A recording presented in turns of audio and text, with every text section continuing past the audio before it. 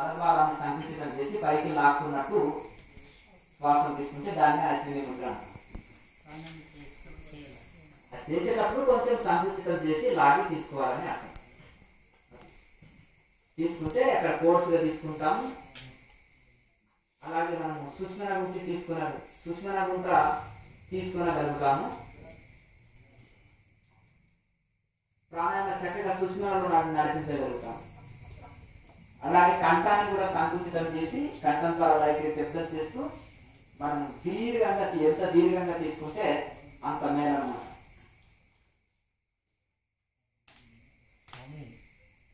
ఇప్పుడు ఇంట్లో ఉండి ధ్యానం చేస్తుంటే ఏదో రకంగా ధ్యానం చేస్తున్నప్పుడు పర్వాలేదు, బాగానే ఉంటుంది. మళ్ళీ బయటకు వచ్చేసిన తర్వాత ఆటోమేటిక్గా మైండ్ సెట్ అనేది అలా అలా అలా లోకం వైపు వెళ్ళిపోతుంది. మరి ఇది గురువు ద్వారా ఉండి నేర్చుకుంటే మోక్షఫలం వస్తుందా, లేకపోతే ఎట్లా? ఇది ఒకటి ఏంటంటే మనము ఇక్కడ టీచర్ తీసుకున్నాక క్లాస్ చేసిన తర్వాత కొంచెం స్టార్టింగ్లో గ్యాప్ లేకుండా చూసుకోవాలి. సాధారణంగా కంటిన్యూస్గా చేయాలి. ఏ పనైనా అందులో కొంచెం పట్టు సాధిస్తాం. మనం ఇంటికి వెళ్ళినా కానీ గ్యాప్ లేకుండా చూసుకోవాలి. కంటిన్యూగా ప్రతిరోజు ఉదయం సాయంత్రం కంటిన్యూగా చేస్తుండాలి. అలా చేస్తున్నప్పటికీ కూడా దానికి సంబంధించిన మనం మంచి వేదాంత విచారణ, ఒక మంచి గ్రంథాలను చదువుకోవడం ఫ్రీ టైంలో. ఈ మనసు అనేది కోతి లాంటిది కాబట్టి దీన్ని ఖాళీ ఉంచొద్దు. గొప్ప గొప్ప మహనీయులు కూడా అంటారన్నమాట, ఈ చిత్తాన్ని ఖాళీ ఉంచకండి, ఏదో ఒక పనిలో బిజీ చేసేయండి దీన్ని. అయితే మీరు సాధన చేసుకోండి, మీ డ్యూటీ చేసుకునేటప్పుడు చేసుకుంటారు. ఆ ఫ్రీ టైంలో మంచి వేదాంత గ్రంథాలు, ఆధ్యాత్మిక గ్రంథాలు, ఉపనిషత్తులని అధ్యయనం చేస్తే మనకు ఈ యొక్క శరీరం ఎట్లా ఏర్పడ్డది, సృష్టి ఎట్లా ఏర్పడ్డది, మరి ఈ ప్రపంచ స్థితిగతులను అన్ని విచారణ చేసి తెలుసుకున్నప్పుడు అసలు శరీరం ఏది, ఆత్మ ఏది, మరి ఎందుకు నాకు ఈ శరీరం మీద వ్యామోహం, ఇట్లా విచారణ చేయడం వలన శరీర భ్రాంతి వదులుతుంది. శరీర మమకారం, ప్రపంచం మీద మమకారం వదులుతుంది. విచారణ చేస్తే మనసు మనకు వశం అవుతుంది. మనసు వశం కావడానికి ఎన్నో ఉపాయాలు చెప్పారు. ప్రాణాయామాభ్యాసం, వేదాంత విచారణ, నిరంతర ధ్యానం. ఇప్పుడు వైన్ తాగిన వాడికి తాగినప్పుడు చాలా నిశాలో ఉంటాడు. అది దిగితే ఎవరు గుర్తు తెలియదు, ఏమి తెలియదు, ఎక్కడ నడుస్తున్నాడో తెలియదు, శరీరం అంట. అలాగే ధ్యానంలో నిరంతరం చేసేటప్పుడు ఏది గుర్తుకు రాదు, హాయి ఉంటాము. మరి బయటకు వచ్చే వరకు ఈ మనసు సహకరించదేంటిది, నాకు ఇది కావాలి అది కావాలంటదేంటిది అనేది మీ ప్రశ్న, అంతే కదా. దాన్ని మళ్ళా అలాగే మత్తులనే ఉంచాలి, అంటే ఆ ధ్యానం విషయాన్నే ఉంచాలి. దాని వేదాంత విచారణ ద్వారా, యోగాభ్యాసం ద్వారా, ధ్యానాభ్యాసం ద్వారా అలా ఉంచడం వల్ల మొత్తం అనేది వచ్చేసి అలా ఎటన్నా ఫ్రీగా వెళ్ళిపోవాలనిపిస్తుంది ఆ ఫ్యామిలీ అనే బంధం నుంచి. ఆ టైంలో గురువు కూడా ఉండాలి కదా. అంటే ఒకటి ఏంటంటే స్టార్టింగ్లో అలా వచ్చే భావననే కానీ అది దృఢ వైరాగ్యం ఏం కాదు. మళ్ళీ అది దృఢ వైరాగ్యం అంటే మళ్ళీ అదొక ఇది. ఇప్పుడు అర్జునుడికి వచ్చింది, బంధువులని ఇది యుద్ధం నాకెందుకు అన్ని వదిలేసి వెళ్తాం అనేది అది మోహం అంటారు. ఇలాగే ఒకసారి మన దగ్గరికి వచ్చేసి వెళ్ళిపోయాను అన్నట్టు. ఇక్కడ దాన్ని క్రమేణంగా చేస్తుండాలి సాధన. దాన్ని చిత్తాన్ని ఖాళీ ఉంచకుండా, ఇప్పుడు మీరు ఎట్లయితే ఖాళీ ఉంటారు కదా, మీ వరకు మీరు చేసుకుంటారు. ఆ ఫ్రీ టైంలో ఉదయం సాయంత్రం సాధన చేస్తారు. ఇంకేదైనా మీకు కావాల్సిన సమయం దొరికినప్పుడు మంచి వేదాంత గ్రంథాలు, భగవద్గీత ఇటువంటి చదువుకోవాలి. విచారణ చేయాలి, ఎవరికి వచ్చింది ఆలోచన. ఇప్పుడు నేను ఈ పని చేస్తే నాకు నష్టాలు, ఎన్ని నష్టాలు జరుగుతాయి, దీన్ని మానుకుంటే లాభాలు ఏంటి, ఇట్లా విచారణ చేయాలి. జంతువులకు విచారణ లేదు, మనిషికి విచారణ ఉంది. మనిషి పెట్టాలి. ఇప్పుడు రోడ్డు మీద ఏదో ఫుడ్ కనిపించింది, అది తినాలనిపించింది అనుకో, దాంతో నష్టాలు ఏంటిది, అది క్వాలిటీ మెయింటైన్ చేస్తారా, నాసి రకం పదార్థాలతో చేస్తారు, ఆ నూనె ఏంటి, పిండి ఏంటి, ఇవన్నీ. మరి దాంతో అనారోగ్యం ఎంత పాడవుతుంది, ఇట్లా విచారణ చేయాలన్నమాట. ఆ జంతువులు అవి కొంచెం ఆలోచన చేసి తింటాయి. అప్పుడు ముగ్గురు ఆ పసిగట్టే ఏ గడ్డి తినాలి, ఏది తినొద్దు, చాలా విచారణగా చేస్తారు. అలా అయిపోయిన తర్వాత మళ్ళీ సంసార జీవితంలో ఉండొచ్చా? సంసార జీవితం, సంసారం అడ్డు కాదు ఆధ్యాత్మికకు. బ్రహ్మం గారు, కబీర్ దాసు, ఎప్పుడు నేను చెప్తుంటాను, ఒక యోగి ఆత్మకథలోని గురువులు, వీళ్ళందరి గురించి నేను ఎందుకు చెప్తుంటాను, ఇవన్నీ ఏది అడ్డు కాదు మనిషికి. అది మనము మనం కల్పించుకున్నవే ఇవన్నీ కూడా. అది ఏదో మనకి ఇవన్నీ మన సంసారం వదిలిపెడతాం, ఆ సాధనలో ఎక్కువ తీసుకు వెళ్తే ఆ భ్రమను తీసివేయాలి. ఎప్పుడైతే సాధన చేశారో ఆధ్యాత్మిక ఉండే వ్యక్తులు డిసిప్లిన్గా ఉంటారు, క్రమశిక్షణగా ఉంటారు, మనశ్శాంతిగా ఉంటారు, తోటి వాళ్ళకు హాని చేయరు, ఇతరుల గురించి కూడా ఆలోచించే గుణం ఉంటుంది. సాధ్యమైనంత వరకు తోటి జీవులకు హాని చేయాలంటే ఒక ఏదో భయమో భక్తి ఉండాలంటారు కదా, ఆ భయం లేనిది భక్తి లేనిది ఏంటిది? ఆ పాప భీతి ఉండాలి. అటువంటిగా కొంతమందికి పాప భీతి ఉండదు. అది ఎందుకంటే ఆధ్యాత్మికమైన వ్యక్తులు కారు వాళ్ళు. దురాచారం ఉంటుంది, సదాచారం కాదు. ఆ దురాచారంలో ఏం చేస్తారు? ఇప్పుడు కౌరవులకు దురాచారం ఉంది, పాండవులకు సదాచారం ఉంది. ఒకటే గురువు శిక్షణ, కానీ మరి దానికి ఏముంది చెప్పండి? మరి ఇప్పుడు ఆ ఏనుగు తోలు తెచ్చి ఏడాది ఉతికిన నలుపు కానీ తెలుపు కాదు అన్నట్టున్నారు. అది ఆ లోపల నుంచి విచారణతోటి మన తల్లిదండ్రులతోటి కూడా కొంచెం ఉంటుంది. అది చెప్పే పద్ధతుల్లో సంస్కారంలో నేర్పేది సగం ఉంటుంది తల్లిదండ్రులతోటి. ఇప్పుడు గొప్ప గొప్ప వాళ్ళు చిన్నప్పుడే వాళ్ళ తల్లిదండ్రులు ఆధ్యాత్మిక వ్యక్తులు ఉన్నారు. ఇప్పుడు గాంధీజీ గారి తల్లి కానీ, శివాజీ చక్రవర్తి తల్లి కానీ, అలాగే ఇంకా గొప్ప గొప్ప చరిత్రలకు వెళ్తే వాళ్ళ తల్లిదండ్రులు భక్తులు అయి ఉన్నారు. ఇంకా గొప్ప గొప్ప యోగుల తల్లిదండ్రులు కూడా మలయాళ స్వామి, రమణ మహర్షి తల్లి వాటి మంచి గొప్ప భక్తులు. కనుక జ్ఞానం గురించి వాళ్ళు తెలుసుకున్న తర్వాత ఒకళ్ళ గురించి తెలుసుకొని మనకు సంబంధించిన ఆయన పెట్టుకుంటే మనకి ఏం రాదు అనుకుంటాం. కానీ కొన్ని కొన్ని విషయాలలో వాళ్ళతో మనకి ఏదో ఒక ప్రాబ్లం వచ్చినప్పుడు అనేది మనిషికి సహనం అనేది ఉండాలి. మనిషి సహనం లేకపోతే ఏమి సాధించలేము. మనిషికి ఓపిక ఉండాలి, సహనం ఉండాలి. అవి లేకపోతే చాలా హానికరం. అట్లా మనం క్షణిక ఆవేశాలు వద్దు, అందరి కోణం నుంచి ఆలోచించాలి. మనం ఒక్కరి నుంచి కోణం నుంచి ఆలోచించకూడదు. ప్రతి ఒక్కరి గురించి ఆలోచించాలి. ఎవరికి హాని లేకుండా జీవించాలి సాధ్యమైనంత వరకు. శాంతాన్ని అలవర్చుకోవాలి. ఒకరన్నా కానీ మనం శాంతంగా వెళ్ళాలి.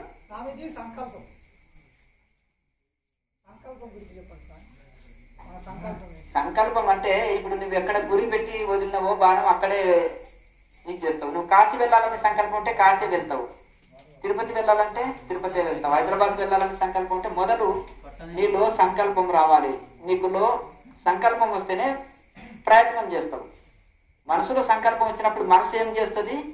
కాళ్ళకు ఆదేశిస్తుంది. బస్ స్టాండ్కి ఎక్కువ పోయి బస్ అన్న ఎక్కువ, ట్రైన్ అన్న ఎక్కువ, లేదంటే ఏదో ఒకటి వెహికల్ ఎక్కువ వెళ్తావు. మనసులో సంకల్పం వెళ్ళింది, ప్రయాణం ఉండదు కదా. నాకు మోక్షం కావాలని కోరిక, సంకల్పము లేకపోతే నువ్వు మోక్షానికి ప్రయత్నం చేయవు. నేను ఇంజనీర్ని, డాక్టర్ని, ఐఏఎస్ ఆఫీసర్ కావాలని నీకు ఆ సంకల్పం లేకపోతే దానికి చదువు. చిన్న పిల్లలు కూడా అంటారు, నేను డాక్టర్ని అవుతాను, నేను ఇంజనీర్ని అవుతాను, నేను ఐఏఎస్ అవుతాను, నా లక్ష్యం ఇది, నా ఏమి ఇది, నా గోల్ ఇది అంటారు. అంతే కదా.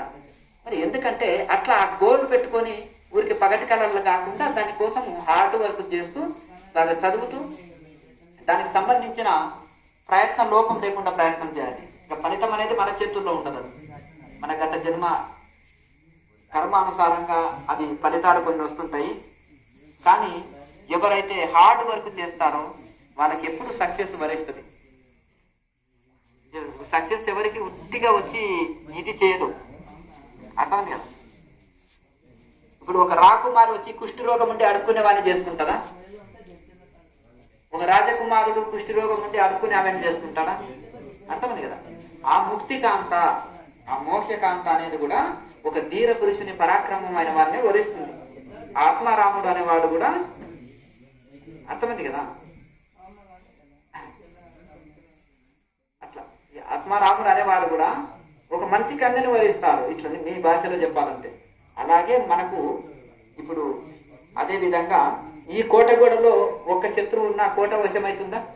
వాడు ఎప్పుడు మీకు హాని చేస్తాడు. అందుకనే కోటను వశం చేసుకోవాలంటే కోటలో ఒక్క శత్రువు మిగిలింది, అందరిని ఓడించి సిలిండర్ చేసుకోవాలి.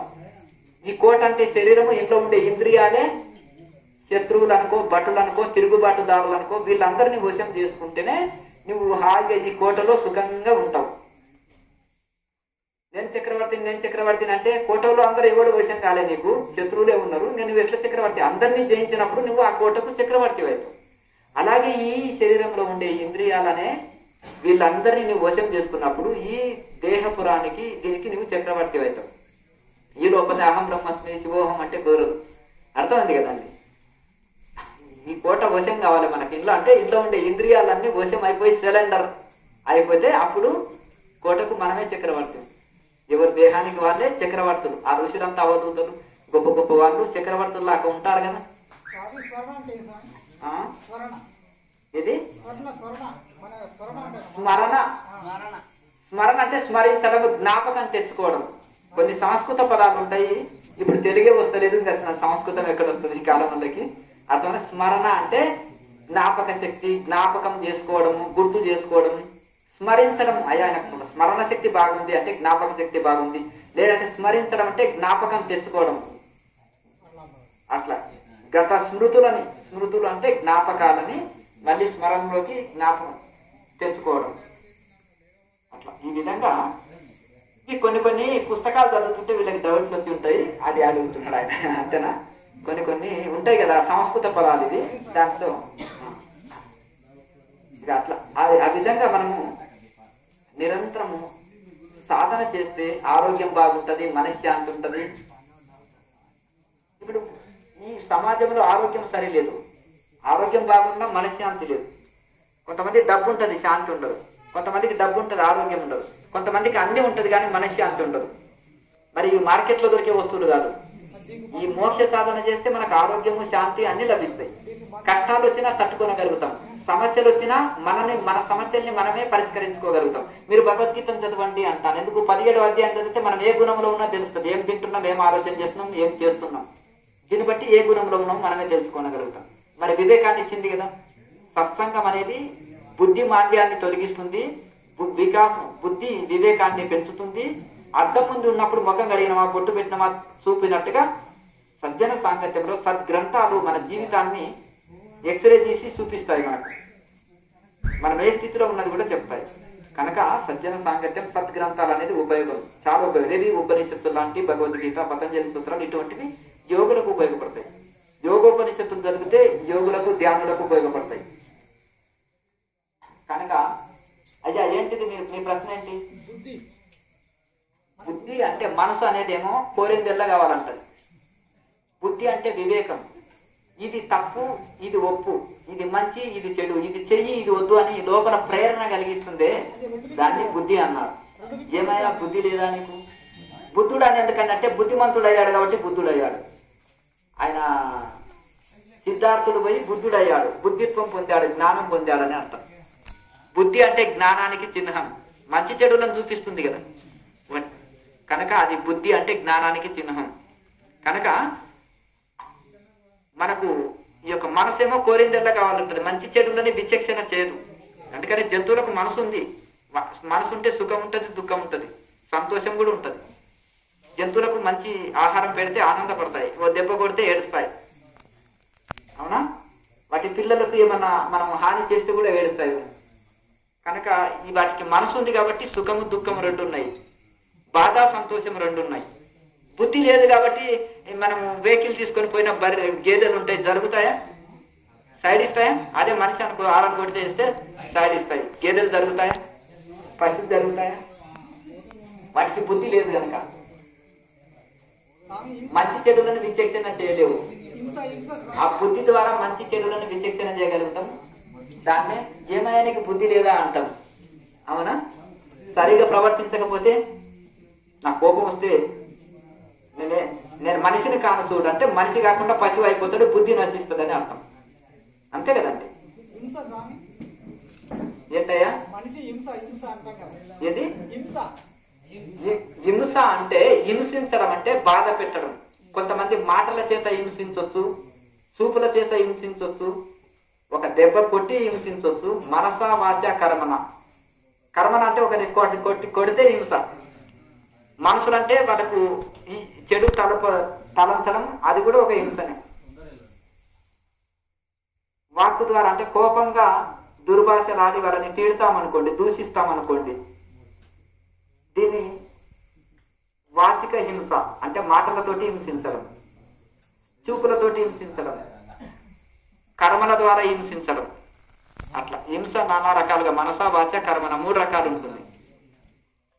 అహింస కూడా 3 రకాలుగా మనం పాటించాలి, మనస వాచ కర్మన. ఏమయ్యా హింస అంటే కోసుకొని జంతువులను తింటేనే హింస కాదు. ఒక మనిషిని దూషిస్తే అది వాళ్ళని హింస పెట్టి బాధ పెడితే కూడా అది ఒక హింసనే. అలాగే ఒక మనిషిని మనం ఏ రకమైన మనసు ద్వారా కానీ, మన కర్మల ద్వారా కానీ, మన వాక్కు ద్వారా కానీ ఏ రకంగా హింసించినా అది హింసనే అవుతుంది. కనుక సాధ్యమైనంత వరకు ఆధ్యాత్మిక సాధనలో అహింస యమనియమాల్లో పతంజలి చెప్పింది అహింస. బుద్ధుడు తీసుకున్నది కూడా అహింసనే. కానీ యమనియమాలో అహింస సత్యం అస్తేయం బ్రహ్మచర్యం అపరిగ్రహ యమ శౌచ సంతోష తపస్వాధ్యాయ ఈశ్వర ప్రధానాన్ని నియమ. ఈ 10 సూత్రాల్ని ధ్యాన యోగులు అనేది తప్పకుండా పాటించాలని పతంజలి మహర్షి చెప్పిన సిద్ధాంతం. అయ్యా ముచ్చట్లు ఏం పెట్టిండ్రు, మన డౌట్లు ఉంటే అడగండి, లేకపోతే లోపలికి వెళ్తాను. నేను కాలక్షేపం అని కూర్చోలే కదా, మీ జోలి మీది, నా జోలి నాది. అవునా? రోజు సాధన చేయండి. సాధన చేస్తే అదే అనుభవంలోకి వస్తుంది. నేను శరీరాన్ని ఆత్మన. ఇప్పుడు శరీరం ఉంది, శరీరం జడ వస్తువు కదా. శరీరము జడ వస్తువు. ఎట్లా జడ వస్తువు? ఇప్పుడు శరీరంలో ఆత్మ వెళ్ళిపోతే శవం జడ వస్తువే కదా. అది కదులుతుందా, మెదులుతుందా? లేదు కదా. అది జడ వస్తువే కదా. మళ్ళీ అందులో శరీరంలోకి మళ్ళీ ఆత్మ ప్రవేశిస్తే మళ్ళీ కదలికలు వస్తాయి అన్నమాట. ఆ జీవశక్తి, ఆ ప్రాణం సూక్ష్మమైన కనిపిస్తుంది ఎవరికైనా. దేవుడు కనిపించడు ఏంటంటే సూక్ష్మం. ఒకరి అయ్యా నాకు దైవం కనిపించడు అంటే ఏంటిది? ఆయన సూక్ష్మంగా ఉంటాడు. అవునా? అలాగే నాకు ఆత్మ కనిపిస్తలేదండి అంటే అది సూక్ష్మాతి సూక్ష్మ వస్తుంది. నీళ్ళలో క్రిములు కనిపిస్తాయా? ఈ గాలి తీసుకునే గాలిలో కూడా ఎన్నో సూక్ష్మ క్రిములు ఉన్నాయి. అవి కనిపిస్తాయా? మరి అది సూక్ష్మదర్శిని ద్వారా, మైక్రోస్కోప్ ద్వారా మనం తెలుసుకోగలుగుతాం. మన దృష్టి కూడా అంత సూక్ష్మంగా వెళ్ళాలి. ఆత్మను తెలుసుకోవాలంటే, అనుభూతి చెందాలంటే అంత సూక్ష్మంగా మన సూక్ష్మ దృష్టి. దాన్నే చర్మనేత్రాలకు భగవంతుని దర్శించలేము. చర్మనేత్రాలతోటి ఆత్మని అనుభూతి చేసుకోలేము. జ్ఞాననేత్రం కావాలి, దానికే థర్డ్ ఐ ఓపెన్ చేసుకోవాలంటారు ఆధ్యాత్మిక మార్గంలో. ఇప్పుడు ఈ థర్డ్ ఐలు కాదు. పోయిన 2 రోజులకే థర్డ్ ఐ ఓపెన్ అయిందండి. గత జన్మలు చూసుకున్నానండి, గోడ కానీ నిద్ర బాగపోతున్నానండి. ఈ థర్డ్ ఐ కాదు. వీళ్ళు 10,000 జన్మలు ఇట్లా నిద్రపోయినా కానీ మోక్షం రాదు. బాండ్ పేపర్ రాసిస్తా నేను. అర్థమైంది? ధ్యానం చేస్తేనే జ్ఞానం వస్తుంది.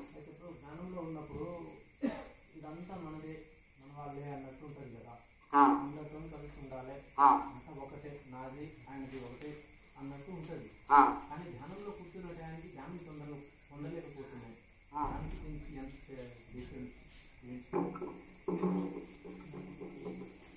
ధ్యానంలో కూర్చున్నప్పుడు మనసు నిలకడ ఉండి ఒక ప్రశాంతత స్థితి ఉంటే ఒక దయా దాక్షిణ్యము కలిగి అన్ని నాలాంటి జీవులే కదా అనే ఒకటి ఇది కలుగుతుంది. ధ్యానంలో నుంచి బయటకు వచ్చినప్పుడు కూడా ఆ ప్రసన్న స్థితిని మనం అనుభవిస్తాం. నెక్స్ట్ ధ్యానంలో తొందరగా రావట్లేదు అంటున్నావా? అదే ధ్యానంలో కలుగుతుంది కానీ వ్యవహారికంలో దీన్ని నేను అమలు చేయలేకపోతున్నాను. ఇప్పుడు ధ్యానం చేసినప్పుడు అంత మన జీవులు లాంటి వాళ్ళే కదా. ఒక ప్రశాంతత స్థితి, తోటి జీవికి హాని చేయొద్దు, ఎవరికి అపకారం చేయొద్దు, అబద్ధం ఆడొద్దు, హింస చేయొద్దు, ఇవన్నీ భావనలు ఉంటాయి ధ్యానంలో ఉన్నప్పుడు, ధ్యానం నుంచి బయటకు వచ్చినప్పుడు. కానీ వ్యవహారికంగా అమలు చేయాలంటే దీన్ని కష్టసాధ్యం అవుతుంది. అమలు చేయలేకపోతున్నా, అప్పుడే కోపం వస్తుంది, అప్పుడే ఎదుటి వాళ్ళని వేరుగా చూస్తున్నాను కదా అంటే అది కొంచెం టైం పడుతుంది. అప్పుడే మనం పీజీ పిహెచ్డి చేయలేం కదా. స్కూల్కి వెళ్ళంగానే మెల్లగా టైం పడుతుంది. నడక నేర్చుకుంటే కింద పడతాము, పైకి లేస్తాము, కింద పడతాము, మెల్లమెల్లగా నడక నేర్చుకుంటాం కదా. తర్వాత పరిగెత్తడం నేర్చుకుంటాం. అలాగే దీన్ని విచారణ చేయడం వలన ఎదుటి వాళ్ళని బాధ పెడితే ఎంత దోషం వస్తుంది. ఆ కర్మలు ఎన్నో జన్మల కర్మల చేతనే ఇప్పుడు నేను అనుభవిస్తున్నా, మళ్ళీ కొత్తగా ఎందుకు కర్మలు సృష్టించుకోవాలి? అర్థమైంది కదా. ఇప్పుడు ఎవరైనా అనవసరంగా దూషించాడు అనుకో, వాడి కర్మ వాడే కూడుస్తాడు. మనమే శాపనార్థాలు పెట్టనక్కర్లేదు, అంతేనా కదా. కనుక ఆ విధంగా మన పరిధిలో మనం ఎవరికి హాని చేయకుండా ఉండాలి. ఎవరో చేస్తున్నారంటే వాడి కర్మ నువ్వైతే మోయలేవు కదా. కనుక సాధ్యమైనంత వరకు విచారణ చేసి ఎదుటి వాళ్ళకి దుఃఖ పెడితే మనం ఎంత కర్మని మోయవలసి వస్తుంది అనేది విచారణ చేసి అప్పుడే వెంటనే తొలగించుకోవాలి. కోపం వచ్చింది అనుకో, ఇప్పుడు కోపం వస్తుంది, నాకు బుద్ధి నశిస్తుంది, నేనేం చేస్తానో తెలియదు, దాని తర్వాత అనేకమైన అనర్థాలు వస్తాయి. మంచి ఫ్రెండ్షిప్ పోతుంది, సంఘంలో అగౌరవం ఉంటుంది, అలాగే అని ఇట్లా విచారణ చేయాలి. దానివల్ల అనర్థాలని విచారణ చేయాలి. ఇప్పుడు ధ్యానముతోటి జ్ఞానం అంటే వివేకం కలుగుతుంది మనిషికి. జ్ఞానంలో బ్రహ్మజ్ఞానం వేరు, ప్రాపంచిక జ్ఞానం వేరు, వివేక జ్ఞానం వేరు. వివేక జ్ఞానము మంచి చెడులను తెలుసుకునేది వివేక జ్ఞానం. ప్రపంచ వస్తువుల గురించి అంత తెలుసుకోవడం ప్రపంచ జ్ఞానం. బ్రహ్మానుభూతి పొందడం బ్రహ్మజ్ఞానం. 3 రకాల జ్ఞానాలు ఉన్నాయి ఇక్కడ. అట్లా కనుక మనకు బ్రహ్మజ్ఞానం కావాలి, ఆత్మజ్ఞానం కావాలి. దానికోసము సాధన చేస్తున్నాం కదా. ఈ లోపల మనకు ఆ విచారణతోటి నేను వేరు, ఎదుటి వాళ్ళు వేరు అనే భావనను తొలగించుకోవడం కోసం విచారణ చేయాలి. ప్రతి జీవిలో చైతన్యం ఉంది, ఒకే చైతన్యం. ఆ చైతన్య స్వరూపమే మనం. గోవులు వేరు, పాలు ఒకటే. అలాగే మరి అందరిలో ఒకే భగవంతుడు ఉన్నాడు కదా. ఈ అజ్ఞానం చేత భేదభావం కలిగింది. భేద దృష్టి అజ్ఞానం, అభేద దృష్టి జ్ఞానం. ఎంతటి పండితులు కానీ, ఎంతటి జ్ఞానులు అని చెప్పుకునే వాళ్ళం కానీ కుల మతము పాటించారనుకోండి, నువ్వు వేరు నేను వేరు, నీతో కలిసి భోంచేయను, నేను బ్రాహ్మణుని, నేను బ్రహ్మచారిని, నేను సన్యాసిని, నేను పండితుణ్ణి, నీది ఈ కులము, నాది ఆ కులము, నువ్వు తక్కువ వాడివి, నేను తక్కువ వాడివి, నేను డబ్బులు బాగున్నవాడి, నీ బీదవాడివి, నువ్వు నా బానిసది, ఇట్లా అనడం వలన ఇది అజ్ఞానం చేత. వీళ్ళు అజ్ఞానులని వేయాలి. వాళ్ళకి వాళ్ళు జ్ఞానులను పెట్టుకుంటే సరిపోదు. వీళ్ళు అజ్ఞానులని అర్థం. భేదభావం పెంచక రామకృష్ణ రమణ మహర్షి గొప్ప గొప్ప ఋషులు ఎవరైనా ఎక్కడన్నా భేదభావం పెంచారా? కొత్తలో ఉన్నది వీళ్ళకి కూడా కొంచెం. రామకృష్ణ పరమహంస కొత్తలో ఉన్నది, తెలియదు కదా, ఇంకా జ్ఞానం పొందక ముందు. నేను బ్రాహ్మణుని, శూద్రుల వంట తినను, నేను పొయ్యి పెట్టుకున్నట్టు కొని తింటాను అనే భావన ఉన్నది. బ్రహ్మజ్ఞానం కలిగిన తర్వాత అందరితో భోంచేసేవాడు. అందరికంటే నేను గొప్ప కాదు, అందరికంటే నేనే తక్కువ, నేనే అందరికీ దాస్తుంది అనుకునేవాడు. లాయర్ నాచే అంటాడు, నేను అందరికీ దాస్తుంది, అందరికంటే తక్కువ అంటాడు. ఎవరు అందరికంటే ఎక్కువ అనుకుంటాడో వాడు అందరికంటే తక్కువ. ఎవరు నేను అందరికంటే తక్కువ అనుకుంటాడో వాడు అందరికంటే ఎక్కువ అంటాడు మలయాళ స్వామి. సమస్త శాస్త్రాలు చదివి అమల్లో పెట్టకుండా అహంకారంతో ఉండేవాడు, అక్షర కుక్షి చదువురాని వాడు, వేలుముద్ర అయినప్పటికీ కూడా బ్రహ్మజ్ఞానం కలిగిన వాడు, సమస్త శాస్త్రాలు చదివిన వాడు అంటారు మలయాళ స్వామి చెప్తారు. కనుక ఈ విధంగా చదువుకు బ్రహ్మజ్ఞానానికి సంబంధం లేదు. అర్థమైంది. పిహెచ్డీలు చేసినా కానీ అజ్ఞానము అంధకారంలో కొట్టుకొని పోతారు. కొంతమంది తక్కువ చదువున్నా కానీ సంస్కారం, వినయం, జ్ఞానం కలిగి ఉంటారు. ఏ జీవికి హాని చేయకుండా సర్వజీవులకు ఉపకారం చేస్తూ ఉంటారు, తోటి వారికి మేలు చేస్తూ ఉంటారు.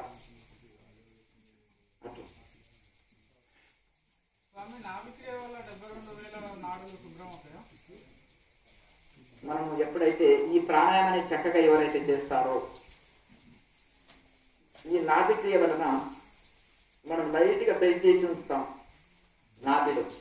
నాభిలో లైట్గా బ్రెడ్ చేసి ఉంచినప్పుడు ఆ వైబ్రేషన్, కరెక్ట్ ప్రాణాయామం చేసినప్పుడు ఆ వైబ్రేషన్ మనకు కొట్టుకొచ్చినట్టు తెలుస్తుంది. ఆ కనెక్షన్ మనకు అక్కడ ఉంటుంది. ఇక్కడ నాభి భాగంలో అది మనకు తెలుస్తుంది స్వయంగా. రెగ్యులర్గా కంటిన్యూగా పర్ఫెక్ట్గా శాస్త్రీయంగా చేసినప్పుడు, ఇలా మనం రెగ్యులర్గా చేయడం వలన ఎప్పుడైతే ప్రాణాయామ కరెక్ట్ చేస్తే నాభి చక్రే కాయరూప జ్ఞానం అంటారు. నాభి చక్రంలో దృష్టి పెట్టి ధ్యానించిన, నాభి క్రియ చేసిన, దీని వలన శరీర తత్వజ్ఞానాన్ని తెలుసుకొని సంపూర్ణ ఆరోగ్య లాభం పొందుతాడు మనిషి అని పతంజలి మహర్షి చెప్తున్నారు. అలాగే ఈ ప్రాణాయామాలు ఎప్పుడైతే మనం పట్టు సాధించడమో 72,000 నాడుల సిద్ధి అవుతుంది. ఇక బయట ఆసనాలతోటి నేను ఇంతవరకు చెప్పిన ఆసనాలు, ఆరోగ్యం, జిమ్, జాగింగ్, రన్నింగ్ ఇవన్నీ అవసరం లేదని చెప్తున్నాం. వేరే ఎక్సర్సైజులు కూడా అవసరం పడదు. స్టార్టింగ్ లో కొన్ని మనం ఫిజికల్ ఎక్సర్సైజులు కొన్ని చేస్తున్నప్పటికీ తర్వాత అది వాటి అక్కర ఉండదు. లోపల నుంచి క్యూర్ అవుతుంటుంది బాడీ. లోపల సూక్ష్మ నాడుల నుంచి బాడీ క్యూర్ అవుతుంది ఈ ప్రాణాయామం చేయడం వల్ల. మనసు అంతర్ముఖం అవుతుంది. శ్వాసే మనసు, మనసే శ్వాస. శ్వాసను లయం చేస్తే మనసు లయం అయిపోతుంది, మనసుని లయం చేయగలిగితే శ్వాస లయం అవుతుంది. రెండు లింక్ ఉంది కనుక లోపల నుంచి అంత క్యూర్ అయిపోతుంది, ఫిల్టర్ అయిపోతుంటుంది మన నాడులను. మన సందేహాల నుంచి అడగండి.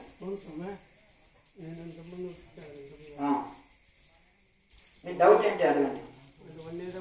అవునండి గుర్తుపట్టాను, చెప్పండి మీ డౌట్ చెప్పండి.